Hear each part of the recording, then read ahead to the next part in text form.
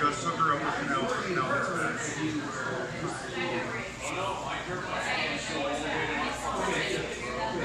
dirt bike boots go all the way to my knee. But I wear shorts when I ride.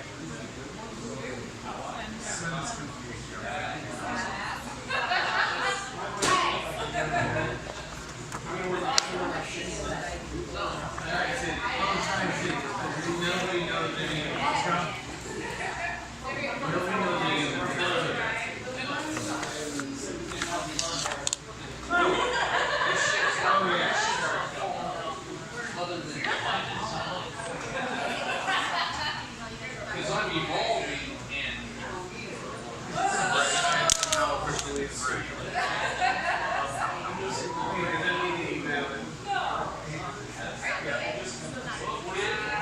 Okay, I guess I'll go ahead and start. Shut the fuck up.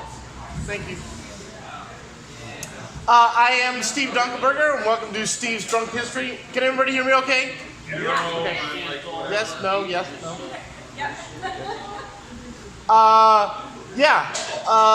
This is Steve's Drunk History. Urban legends and the facts that created them. How many people have been here before? Okay, cool, about half. Ground rules are, you do the drinking, and I also do the drinking. So it's a raspberry nitro deliciousness. It's actually quite lovely. It's amazing. I love it. It's amazing. It's amazeballs. So yeah, feel free to. I have to have a drink in my hand or at the thing at all times. So feel free to buy me a drink and also buy yourself one if you feel the need. There's a tip jar up here. The proceeds go to the Knights of Pythias, which I will show you in a momento. What else? There will be 2 breaks, so you can take your bio breaks and shoot heroin or whatever you want to do. It is Tacoma after all. Colin does trivia here, so if you want to deal with our Lord and Savior, the Reverend Colin Sands, come here, learn some stuffs. He's a great host, the Kilted Wonder, as we say in the business. Now, this falls into the who the heck am I? I'm Steve Dunkelberger. These are the history books I've written so far. I wrote the history of Lakewood after I was a reporter at the now defunct Lakewood Journal, and I founded the Lakewood Historical Society 20 years ago. So no, I'm not old at all. And then 10 years later, wrote the second book about Lakewood. Who knew that Lakewood had enough history for 2 history books? I didn't until they asked me to do it. Who knew, right? And then the McNeil Island book just came out about 3 weeks ago. It's available on the Amazons and the Barnes & Nobles. It's tied in with the Washington State History Museum's exhibit about McNeil Island, which I highly recommend checking it out. Thursday is the third Thursday Art Walk, so you can go see the exhibit for free. I believe they have the book there now as well.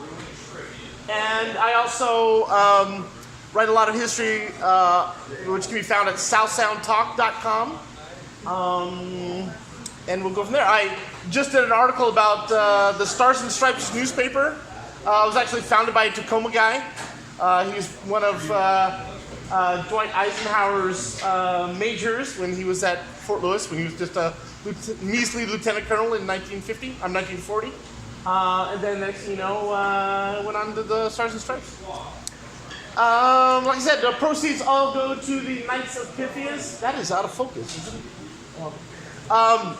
The Knights of Pythias, which, as we like to say, the worst secret society ever, because we have a big-ass neon sign out front saying Pythian Temple. It is a fraternal order based on friendship, charity, and benevolence. Come by any Monday nights and we'll give you a tour, or you can just contact me through Steve's Drunk History, and I can let you in and give you a tour, because I have keys. What else do you need to know? This photograph on the left, your right, that's our castle hall, and that's where we show Game of Thrones. So, if you want to watch Game of Thrones in a building that was built in 1906, we can certainly accommodate that. Now, this is a chat about some of the area's urban legends, told while huddled around campfires or teetering on bar stools. It is one about the facts that created them as well. Some tales have proven to be true, while others remain unsolved, at least for now. Others have been debunked, but that doesn't stop the tales from being told again and again. Now remember, these are just some of those stories. Many Native American tribes in the Pacific Northwest, particularly the Puyallups, Nisqually, Muckleshoots, and Steilacoom, believed that powerful spirits lived on the top of the mountain. These were spirits you didn't want to deal with. They were like your drunk ex-girlfriend after she sees you macking on your latest arm candy for the first time. Engagement with them would not be enjoyable. It was a place of the gods, sort of like a Mount Olympus of the area. It was where spirits hung out and plotted ways to mess with the mouth breathers that lived around the water. It was a place where people just didn't go. It was a mountain that seemed to rise from the clouds when viewed from sea level in the region, but then disappear when they approached. When white folks came and they wanted a tour, shit was about to go down. One of those stories has it that in 1833, Slowieskin, a Puyallup tribal guide, led a party of European settlers, including William Ptolemy from the British Trading Company at Fort Nisqually, to the base of Mount Tacoma, or Mount Rainier, or Mount Tahoma, depending on when you're looking at it through history.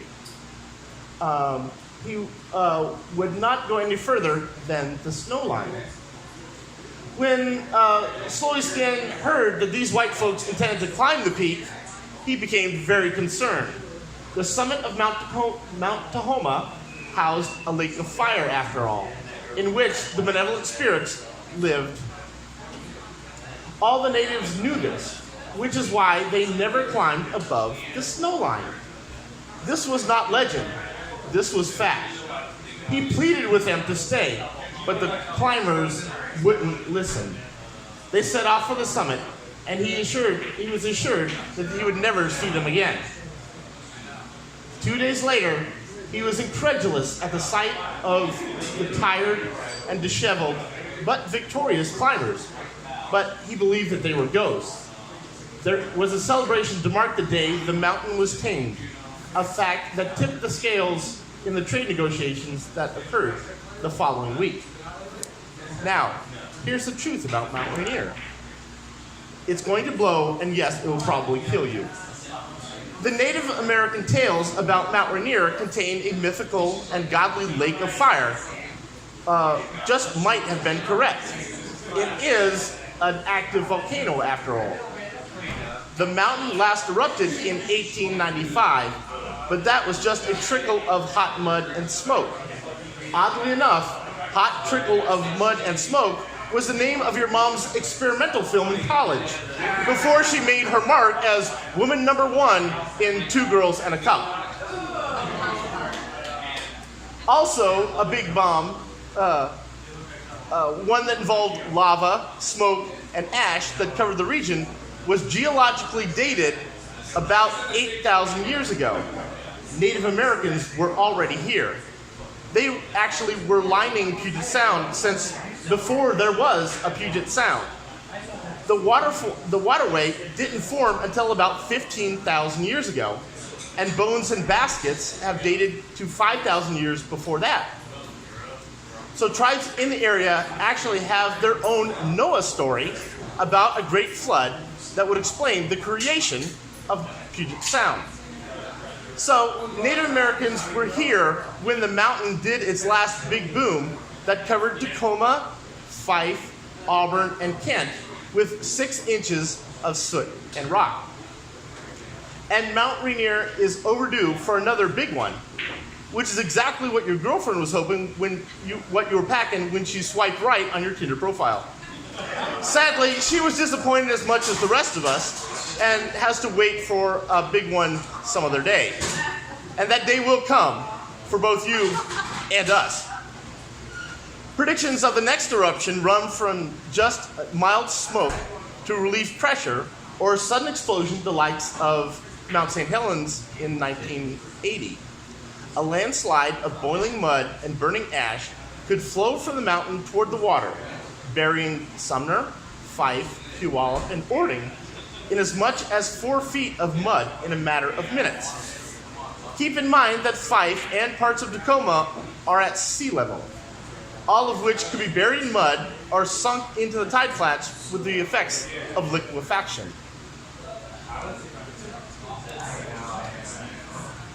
And now, the legend of Bigfoot. Native Americans and pioneering mountain folk have reported seeing Bigfoot, or Sasquatch, for centuries. They told tales of big, hairy, bipedal apes that were often spotted on just about every continent in the world. Tales of Bigfoot are thought to have originated from thousands of years ago when giant apes roamed Asia. The Yeti, skunk ape, and the Wendigo are all names of creatures similar to, if not the same as, Bigfoot. Now, I know that skunk ape was actually your porn nickname when you opted out of washing your bits before going on the set of Chicks with Dicks 4. But fear not, your secret is safe with us. Those dirty, stinking apes came over the ice bridge into North America, or so the theory goes. Tales of their existence were told and retold by Native Americans for generations. They told of a creature they referred to as the forest spirit with physical attributes like Bigfoot. Pioneers going west in the 1800s then had their own stories. The Bigfoot craze, however, launched in the 1950s alongside the UFO craze. What are we doing now? The city or bitch, you can't take it fast. Oh, yeah. Wave, say hi to him. Thank you. Thank you very much. Thank you very much. Okay. Hold on.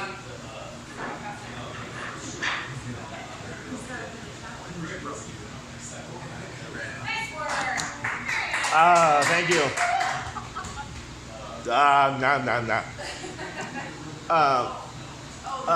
Launched in the 1950s alongside the UFO craze that I will talk about on a later slide. Those who claim to have seen Bigfoot have described everything from a large, upright ape to an actual hairy human, sometimes standing over 8 feet tall and described as having a powerful build. The debate and research continues.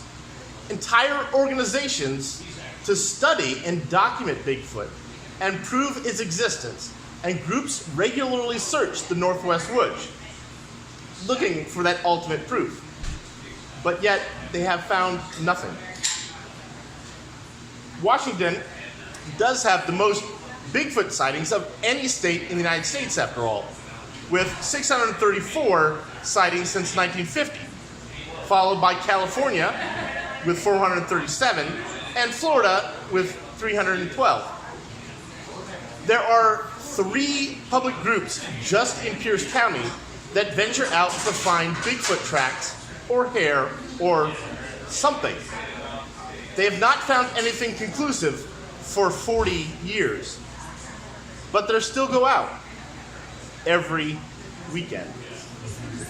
The most recent local sighting was actually in the fall of 2018 in the marsh just south of Stillicum. I have a copy of that report. It's considered a Class B encounter. My partner and I spent a weekend on vacation in DuPont. The incident occurred on the last night of our stay. We were packed and ready to leave at about 3 a.m., but stopped to sit for a minute on the screen-in porch to have a cup of coffee before we headed to the airport. As we sat down, we heard something that sounded like what I thought was a man loudly yodeling not too far off in the distance. I asked my partner if he thought it sounded like someone had been drinking. The sound changed to a very loud call, starting with a long whoop, followed by a long, anguishing sound like a howl or a cry. My partner and I stood at the door listening to these calls go on for a couple of minutes, trying to determine what we were hearing. This was not a familiar sound to either of us. Now, clearly they've never lived downstairs in a downstairs apartment from me. I am a Sagittarius after all, which means that I'm a horse from the waist down. But they don't call me Trigger just because I'm hung like a horse. So ladies, just hold on for the longest 30 seconds of your life. Now, the truth behind Bigfoot. Keep in mind that as of 1984, killing or harming or capturing Bigfoot is actually illegal, which is considered endangered and can get you a year in jail, a $10,000 fine, or both. It is, after all, the state's official crypto animal of record, thanks to Senate Bill 5816 and Governor Dan Evans's proclamation in 1970 declaring the Great Sasquatch as the official state monster. But do the math for a minute.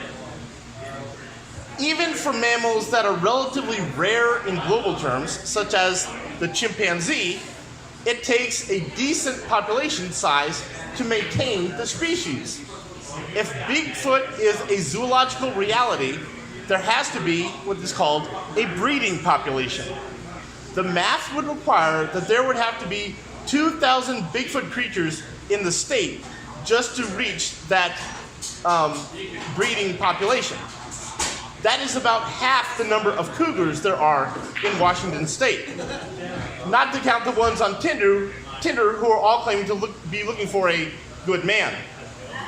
People see cougars and mountain lions all the time, but no one yet has been able to claim a credible photograph of Bigfoot.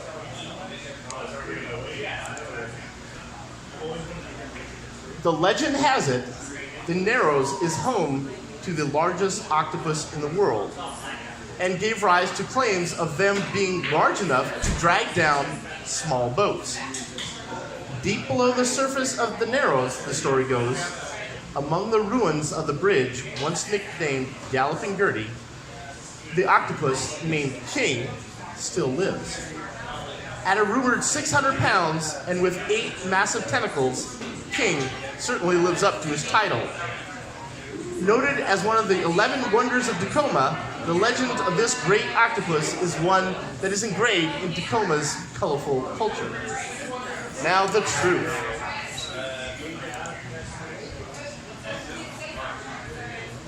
But how much truth is in this particular local legend? As it turns out, quite a bit. While the reality is on a much smaller scale, it is just as fascinating. While there is no evidence of a 600-pound colossus ever been found, rumors of the old Galloping Gertie Bridge that fell in the 1940s provided the perfect home for one of the most incredible creatures of the earth.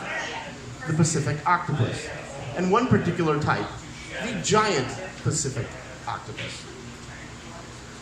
The Pacific octopus is the largest known of its species, and the protective ruins of the Narrows allow them to live longer than in any other area, making them the largest example of their species. However, the likelihood of one getting to the size of 600 pounds is unfortunately low. But it's not zero. Typically, an adult giant octopus ranges between 30 and 50 pounds. Big or small, the size of the giant octopus is one of the least interesting things about it. One of them has been actually reported to 150 pounds when it washed ashore in 1890, and 174 pounds in 1964.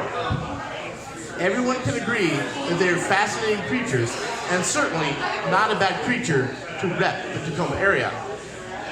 The mysterious and mischievous cephalopod ranks as the most intelligent invertebrate, being able to actually solve puzzles, open bottles, and even recognize human faces. They have taste receptacles on their suction cups.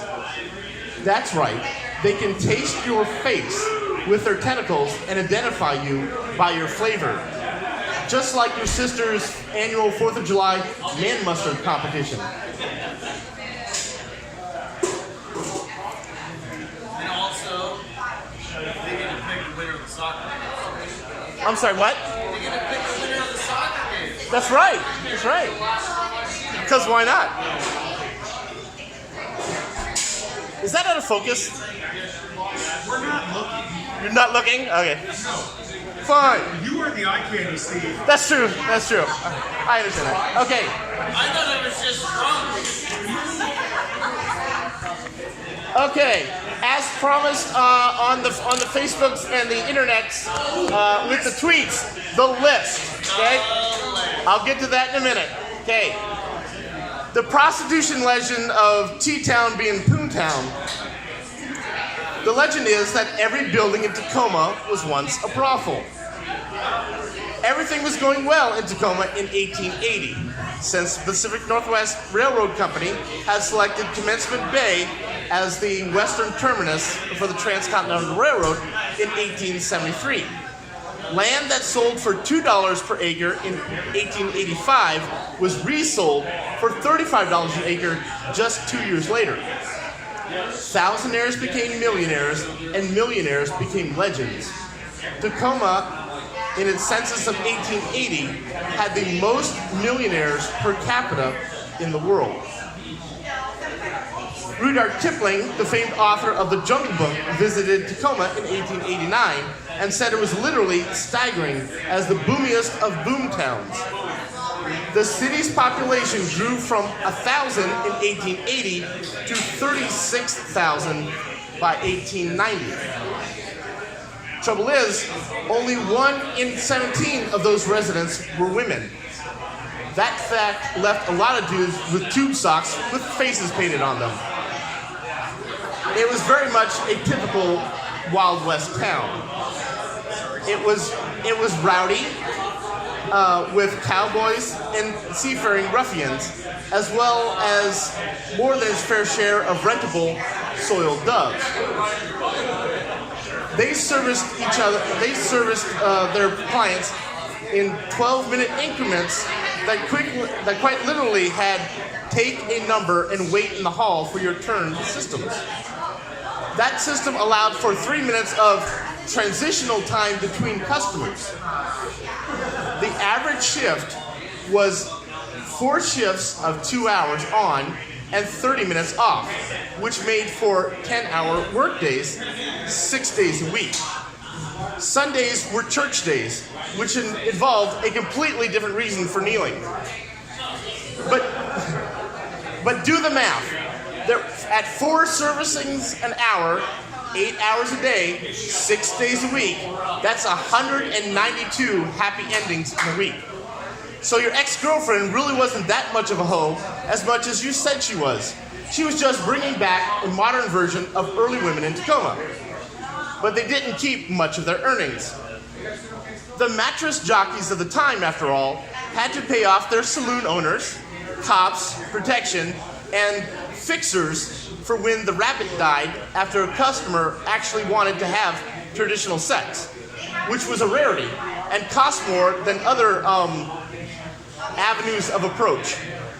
So at $2 to $6 per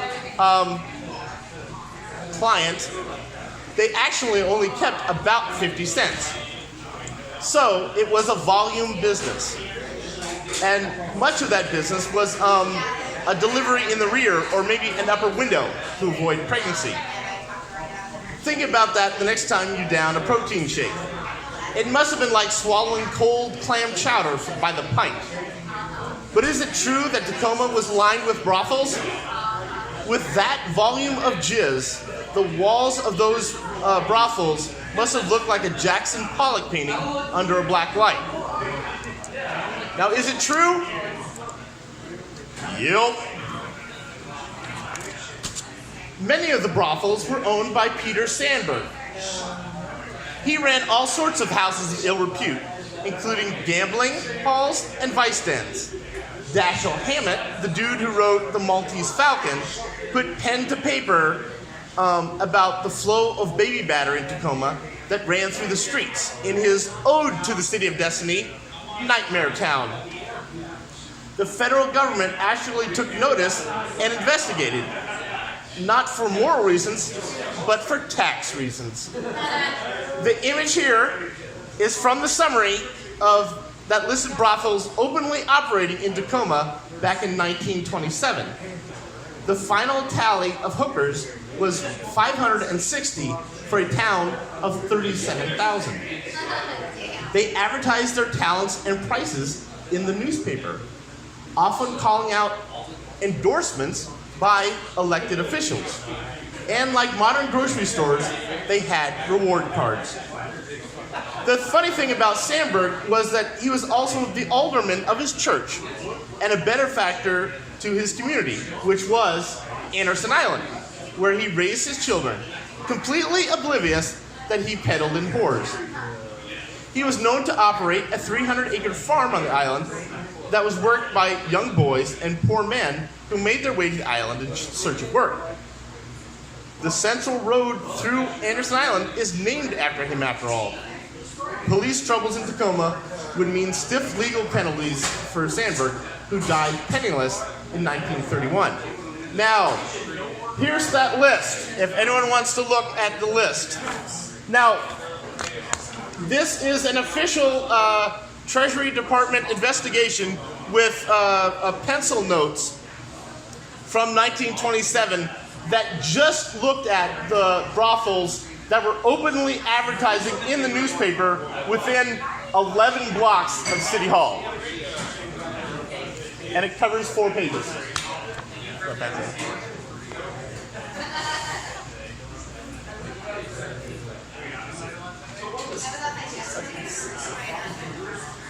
Do you want to take a quick break or should I keep going? Take a quick break? Should I take a quick break or should I go? Yes, go. Okay. How about I take a 5-minute break? What's that?